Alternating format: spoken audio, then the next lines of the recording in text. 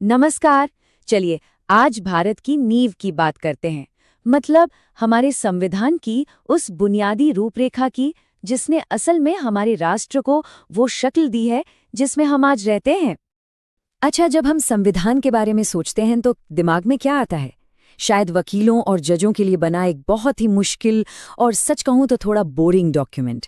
लेकिन क्या ये बात पूरी तरह से सच है? आज हम इसे एक अलग नजरिए से देखेंगे, एक दिलचस्प कहानी की तरह, एक ऐसा ब्लूप्रिंट जिसने मॉडर्न इंडिया की नींव रखी। ये सिर्फ कानूनों का एक कलेक्शन नहीं है, बल्कि एक देश के बनने की, उसकी पूरी संरचना की एक बहुत ही रोमांचक कहानी है। तो हमारी आज की यात्रा का रोडमैप क्या है? हम इसे एक घर बनाने की तरह समझेंगे। पहले ब्लूप्रिंट, फिर जमीन का नक्शा, फिर ये तय करेंगे कि परिवार में कौन होगा, घर के नियम क्या होंगे और आखिर में इस परिवार के साझा सपने क्या है। तो चलिए शुरू करते हैं। संविधान के पहले 51 आर्टिकल्स को समझने का सबसे आसान तरीका ये है कि आप उन्हें एक बहुत बड़े घर के आर्किटेक्चरल प्लान्स की तरह देखें। सोचिए, कोई भी घर बनाने में सबसे पहला कदम क्या होता है? जाहिर है, जमीन के टुकड़े और उसकी सीमाओं को तय करना, है ना? बस यही काम हमारे देश के लिए करता है संविधान का भाग 1। ये हमारे देश का फिजिकल ब्लूप्रिंट तैयार करता है। और मजे की बात यह है कि हमारे संविधान बनाने वालों ने इस प्रोसेस को कितना प्रैक्टिकल और लचीला बनाया। आर्टिकल 1 घर का नाम बताता है, इंडिया यानी भारत। आर्टिकल 2 नए कमरे मतलब नए राज्य जोड़ने की इजाजत देता है। आर्टिकल 3 घर के अंदर ही फेरबदल करने की यानी राज्यों की सीमाएं बदलने की आज़ादी देता है। और सबसे खास बात, आर्टिकल 4 कहता है कि इन बदलावों के लिए कोई मुश्किल संवैधानिक संशोधन की जरूरत नहीं होगी। कितना दूरदर्शी है ना? ठीक है, घर का नक्शा तो बन गया। अब अगला लॉजिकल सवाल क्या होगा? बिल्कुल सही, कि इस घर में रहेगा कौन। संविधान का भाग 2 यानी आर्टिकल 5 से 11 बस इसी सवाल का जवाब देता है। तो अब जब भारत की सीमाएं तय हो गईं, तो सबसे बड़ा सवाल ये था कि इस नए राष्ट्रीय परिवार का सदस्य कौन होगा। सोचिए, बंटवारे की उथल-पुथल के बीच ये कितना जरूरी था। तो इन आर्टिकल्स ने बिल्कुल साफ नियम बनाए और भविष्य के लिए एक फ्रेमवर्क सेट कर दिया, जिसमें नागरिकता पर कानून बनाने का अंतिम अधिकार सिर्फ और सिर्फ संसद को दिया गया। तो अब आते हैं संविधान के उस हिस्से पर जिसे अक्सर इसका दिल या इसकी आत्मा कहा जाता है। ये हैं घर के वो नियम जिनके साथ कोई समझौता नहीं हो सकता।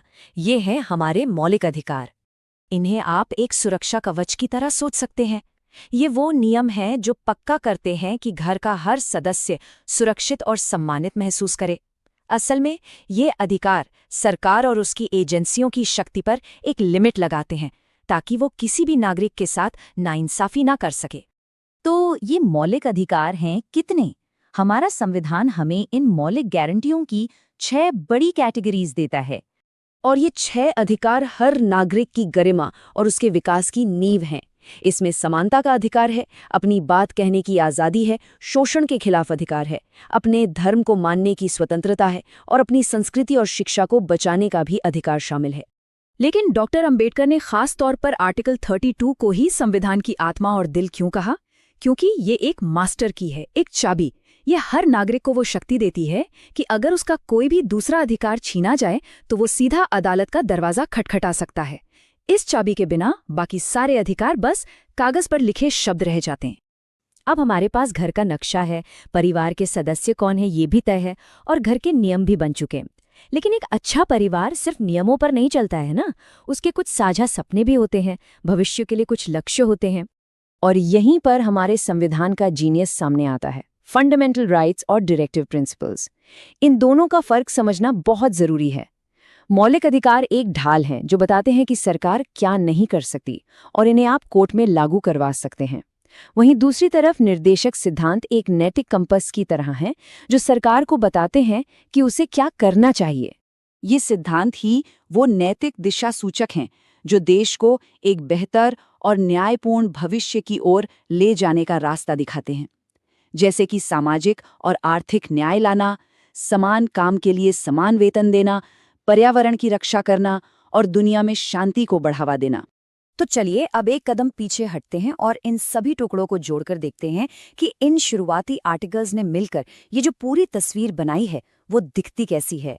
तो देखिए, इन पहले 51 आर्टिकल्स में ही हमें पूरा का पूरा ब्लूप्रिंट मिल जाता है।